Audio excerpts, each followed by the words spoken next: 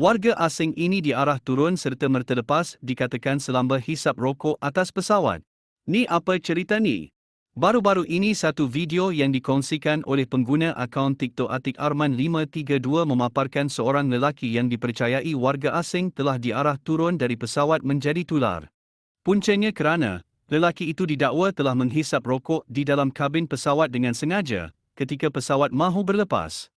Susulan tindakan lelaki berkenaan, individu itu akhirnya disuruh keluar dari pesawat sebelum pesawat itu berlepas kerana dia telah melanggar norma yang ditetapkan dan yang paling penting, untuk menjamin keselesaan serta keselamatan terhadap penumpang yang lain. Namun sayangnya, tidak dapat dipastikan tempat kejadian sebenar di mana dan bila tarikh kejadian tersebut berlaku.